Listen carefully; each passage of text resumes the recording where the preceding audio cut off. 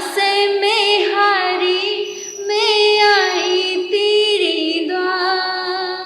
यहाँ से घर जो हारी, कहाँ जाऊंगी सरकार। सुख में प्रभु वर तेरी याद न आए, दुख में प्रभु वर तुझसे प्रीत लगाए। सुख में प्रभु वर तेरी याद न आए, दुख में प्रभु वर तुझसे प्रीत लगाए। सारा दोष है मेरा, मैं करती हूँ स्वीकार। सारा दोष है मेरा, मैं करती हूँ स्वीकार। यहाँ से घर जो हारी, कहाँ जाऊंगी सरकार। दुनिया से मैं हारी, मैं आई तेरी द्वार। यहाँ से घर जो हारी, कहाँ जाऊंगी सरकार। धमो मंगल मुकुटं, अहिंसा संजावो तवो। देवावेतं नमस्ते, जैसे धमे संयमनो। अहिंसा के पुजारी परमपिता परमात्मा प्रभु महावीर स्वामी के चरणों में वंदन करती हूँ, नमन करती हूँ। गणेश बाबा के चरणों में वंदन करती हूँ, नमन करती हूँ। दादी गुन्नी जी के चरणों में वंदन, नमन एवं गुरुवर्या तुल्य सभी महाराज साहब के चरणों में वंदन, गुन्नी मैया के चरणों में वंदन। जिनवाणी के पिपाक्षु आप सभी का अभिनंदन। संसारी जीवों के पापों का उद्धार करने के लिए श्री बीज प्रभु ने 4 मंगल बताए। जैसे कि हम लोग सुबह उठ के सबसे पहले क्या करते हो आप लोग? सबसे पहले उठ के क्या करते हो? कोई तो अपने हाथों को देखता है, उसमें सिद्ध शिला को और सिद्ध भगवान को वंदन करता है। और कुछ लोग होते हैं जो नॉन जैन होते हैं, वो क्या करते हैं, जिन भी भगवान को उनको सिमरन करना होता है, वो जिनको भी याद करना होता है वो याद करते हैं। कोई राधे कृष्ण को याद करता है, कोई राधे राधे बोलता है, तो कोई कृष्ण कृष्ण बोलता है। सुबह उठ के मतलब कोई ना कोई क्रिया करता ही है। तो आप लोग क्या करते हो सुबह उठ के? आप लोग नवकार मंत्र बोलते हो, नमो अरिहंतानंग, नमो सिद्धानंग, नमो आयरियानंग, नमो उबझायनंग, नमो लोए सब साहुनंग। पंच परमेश्वरी भगवान को नमस्कार करते हो। उसी प्रकार प्रत्येक मनुष्य को रात्रि में सोते समय 4 मंगल का स्मरण कर उन्हें उत्तम जानकर उनका शरण सत्कार करके सोना चाहिए। इसका भाव है मंगल से दिन का प्रारंभ होना और सभी कार्यकलापों से निवृत्त होकर मंगल पूर्वक शयन निद्रा लेना। निद्रा का क्या ठिकाना, उसमें कब क्या हो जाए, ये अचेत अवस्था होती है। उस समय हमारे आसपास क्या होता है हमें कुछ भी भान नहीं होता। जैसे मृत्यु के सम्मुख जाने से पहले अपने आराध्य इष्ट देव का शरण लिया जाता है, उसी प्रकार मृत्यु रूपी निद्रा को हम इन भगवान के शरण में सौंप के निश्चिंत हो जाते हैं। उसी प्रकार ये जो शास्त्रकारों ने कहा है, शास्त्रकारों ने निद्रा को दर्शनावर्णी कर्म की प्रकृति बताई।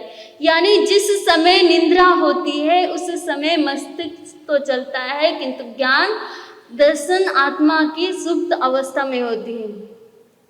जैसे कि हम लोग सोते हैं तो हमें कोई उठाता है और हम लोग गहरी नींद में हो तो उन बातों का वैसा अनुभव नहीं कर सकते जैसे कि हम लोग जागृत अवस्था में करते हैं। ये मानव तन संसार की 4 दुर्लभ वस्तुओं में से एक है। इसे बहुत ही पुण्य से पाया जाता है। इसी के कारण हम इस लोक के क्या परलोक के भी मुक्ति के आध्यात्मिक सुख भी पा सकते हैं। एक व्यक्ति प्रदेश जा रहा था, तो उसने अपने घर में धन रखना या किसी भी चीज को, ऐसी कीमती चीज को रखना सुरक्षित नहीं समझा, तो वो किसी नगर सेठ या विश्वास पात्र को सौंप कर जाता है। उसी प्रकार ये निंदा, जब हम लोग सोते हैं तो ये 4 मंगलों को सौंप कर निश्चित बन के सोते हैं और विश्वास रखते हैं कि ये प्रातः उठने से ये सुरक्षित रहेगा, और पंच परमेश्वरी भगवान को नमस्कार करके फिर अपना जीवन पुण्य प्रारंभ कर सकते हैं। ये मंगल पाठ हमें क्या सिखा रहा है? आप लोग डेली मंगल पाठ सुनते हो, चितारी मंगलम, अरिहंता मंगलम, सिद्धा मंगलम, साहो मंगलम, केवली पनतो धम्मो मंगलम। मंगल पाठ में इतनी कौन सी विशेष शक्तियां रही हो? उसमें क्या है? शब्द शास्त्र की व्याख्या के अनुसार मैं विधन गल यति मंगल, यानी पाप यानी अशुभ, और अशुभ को शुभ करने वाला वह मंगल है। जैसे अग्नि घास फूस को जला देती है, उसी प्रकार मंगलिक भय, रोग, शोक, उपद्रवों को शांत करके आनंद प्रदान करती है। हम लोग मंगल पाठ को ऐसे ही सुनते रहते हैं, कभी श्रद्धा नहीं जागती उसके लिए। डेली सुन के जाते हैं, डेली सुनते हो ना आप लोग? हमारे सब मंगल पाठ सुना। जब हमें कुछ भी कार्य होता है, कुछ अच्छा करने के लिए होता है, जाते हो तो मंगल पाठ सुन के जाते हो। अब तो पता नहीं कोई सुनता है या नहीं, किंतु पहले के लोग सुनते थे कि हम लोग कुछ या दुकान खोलते हैं या कुछ अच्छे घर में जब प्रवेश करते हैं, तब मंगल पाठ सुन के कि मेरा काम अच्छा रहेगा, मंगल में रहेगा। एक सेठ और एक ब्राह्मण बहुत गरीब था। उसने क्या, अपने 500 रुपये सेठ को सौंप के चले जाता है ब्याज समेत। जब अपने पैसे सौंप कर कहीं यात्रा के लिए चला जाता है, कुछ समय बाद जब वो वापस आता है, पैसों की कमी हो जाती है, तब वो क्या करता है, उस सेठ के पास जाता है और कहता है मेरे पैसे वापस कर दो। और उस सेठ के मन में, दिल में कह रहा मैं तो कोई पैसा नहीं जानता, तूने कब जमा किया है। उसको ऐसे फटकार के भगा दिया। फिर दूसरे दिन आया कि सेठ मुझे पैसों की जरूरत है, जो मैंने जमा करे हैं वो तो कम से कम दे दो। कह रहा मुझे कुछ नहीं पता, तूने कब जमा करे, किस समय जमा करे। फिर वो वापस चला गया। चिंतन किया कि मैं किससे अपने न्याय मांगूं। तब वो राजा के पास गया और कहने लगा राजन मुझे न्याय चाहिए।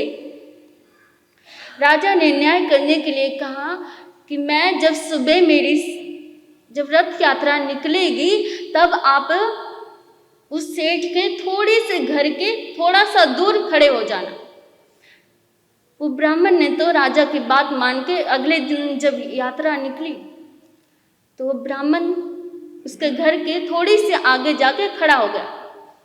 खड़ा होके और राजा ने उसी समय रथ रोका और उस ब्राह्मण को बुलाया, अपने सिंहासन पे बिठा लिया। बिठा के थोड़ी सी कदम दूसरी गली में जाकर उस ब्राह्मण को छोड़ दिया। ये सब दृश्य कौन देख रहा था? सेठ देख रहा था। चिंतन करने लगा कि अरे राजा तो इसका इतना सम्मान करते हैं, इतना ध्यान रखते हैं, कहीं ये राजा को शिकायत ना कर दे। जो राजा को शिकायत पहुंच जाएगी तो मेरा तो क्या होगा। उसने अगले ही दिन अपने सेवकों को भेजा कि मुझे याद आ गया है, तुम अपने बही खातों में जो जमा करवाए थे मुझे वो बही खाता मिल गया है, वो आके ले जाओ। ब्राह्मण आया और उसको दान दक्षिणा के साथ उसके पैसे भी वापस करे। उसके कन्या का विवाह भी था, उसके लिए भी, कन्या के लिए भी दान दक्षिणा करके अच्छे से समारोह के साथ उसको अपने घर भेज दिया। जब वो अपने घर आ गया तब चिंतन करने लगा, बस 5 मिनट के लिए, बस मैं 5 मिनट के लिए जो राजा के पास बैठा उसी से इंसान ने इतना चिंता, जो राजा के राजा महाराज हैं, भगवान है, उनके पास 1 घंटा 1 मिनट भी बैठने से हमारा क्या हो जाएगा, कल्याण हो जाएगा। वो चिंतन करते करते भगवान की शरण में बैठ गया। आप लोग करते हो कभी 1 घंटा भी? हम किसी अच्छे व्यक्ति के पास जाते हैं या कुछ ऐसे व्यक्ति के पास जाते हैं जिससे हमें अच्छी ऊर्जा मिलती है।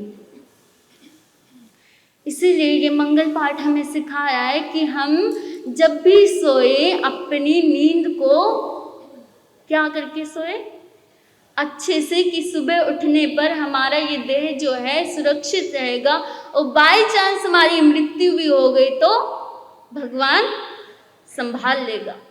इसी के साथ बोले भगवान महावीर